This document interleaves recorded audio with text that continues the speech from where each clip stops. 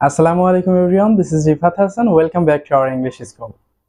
Today we will learn uses of must. আজকে আমরা মাস্টের ব্যবহার শিখব। মাস্ট সাধারণত অবশ্যই বা নিশ্চিত এমন অর্থে ব্যবহৃত হয়।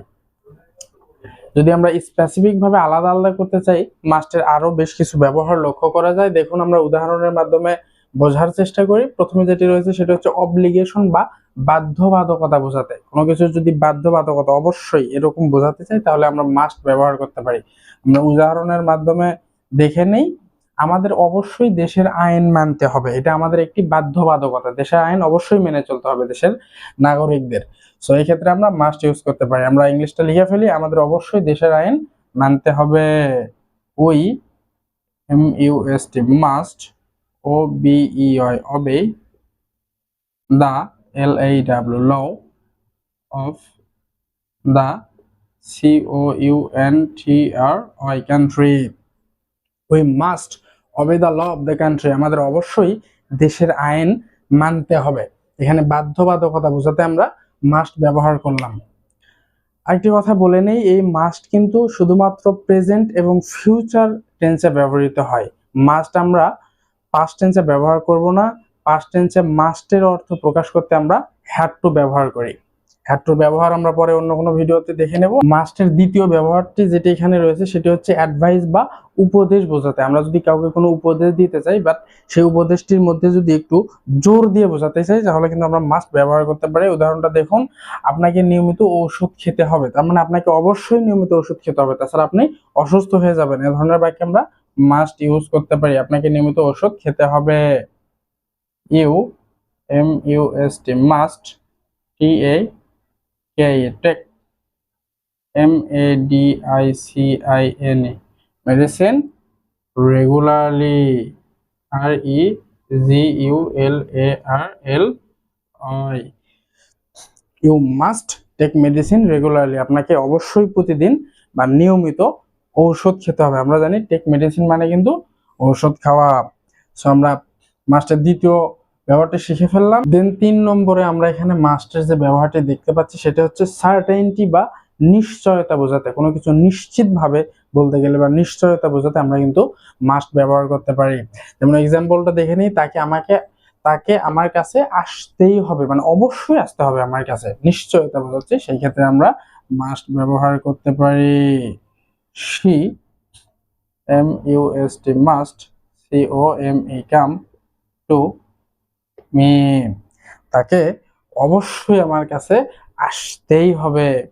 এই ধরনের নিশ্চয়তামূলক বাক্য কিন্তু আমরা মাস্ট ব্যবহার করতে পারি। তারপর 4র্থ নম্বরে যে ব্যবহারটি রয়েছে সেটা হচ্ছে ডিটারমিনেশন বা সংকল্প বা দৃঢ় প্রতিজ্ঞাবদ্ধ একটি বিষয় বা সংকল্প করেছি যে আমি এটি করবই করব, করেই ছাড়বো। যেমন দেখুন, উদাহরণটা দেখুন, আমাকে অবশ্যই একজন ভালো ছাত্র হতে হবে, এটি আমার একটি সংকল্প যে অবশ্যই আমাকে ভালো ছাত্র হতেই হবে।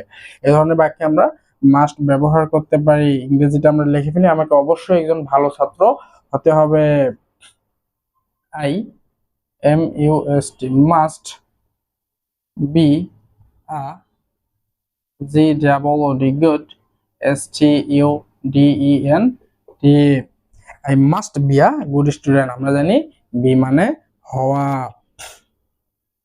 এবং এই মডাল ভার্বগুলোর পর সবসময় ভার্বের বেস ফর্ম হয়। তাহলে কি দাঁড়াচ্ছে? I must be a good student, আমাকে অবশ্যই একজন ভালো ছাত্র হতেই হবে। এটি আমার এক ধরনের সংকল্প। আবার আমি যদি বলতে চাই যে আমি অবশ্যই খেলায় জিতবই, এটি আমার এক ধরনের সংকল্প।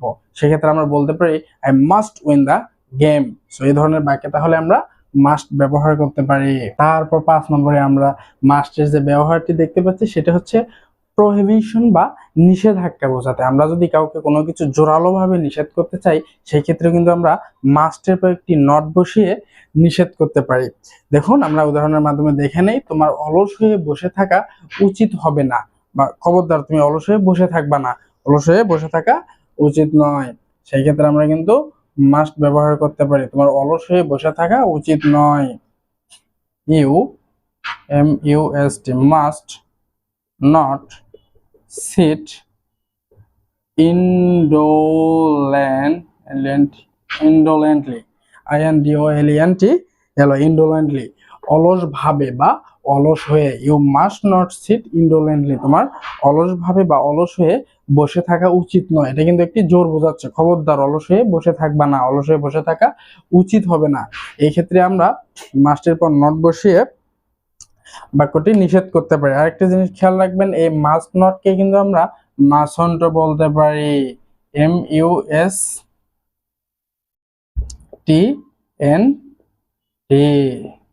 মাসন্ট। দেখুন এই মাস্ট নট এর কন্ট্রাক্টেড ভার্সন হচ্ছে এই মাসন্ট। এটার উচ্চারণটা হবে এই যে মাস, মাস টি বাদ যাবে এনটি, মাসন্ট, মাস অন্ট, মাস অন্ট, এভাবে আমরা উচ্চারণ করব। সো আজকের এই ছোট্ট ক্লাসটি থেকে আমরা মাস্টের বেশ কিছু ব্যবহার শিখে ফেললাম। আশা করছি ক্লাসটি থেকে একটু হলেও উপকৃত হয়েছেন। সো আমাদের কিন্তু মডেল অক্সিলারি ভার্বস গুলোর উপরে আরো ক্লাস আছে আমাদের প্লেলিস্ট থেকে, সেগুলো আপনারা দেখে নিতে পারেন। সো আজকের মতো ক্লাসটি এখানে শেষ করছি, দেখা হবে পরবর্তী কোনো লেসনে অন্য কোনো টপিক নিয়ে। সো ততক্ষণ পর্যন্ত ভালো থাকবেন, সুস্থ থাকবেন, এবং আপনার যে ফ্রেন্ডস, ফ্যামিলি মেম্বার্স বা রিলেটিভসরা ইংরেজি শিখতে আগ্রহী, অবশ্যই লেসনটি তাদের সাথে শেয়ার করবেন। আল্লাহ হাফেজ।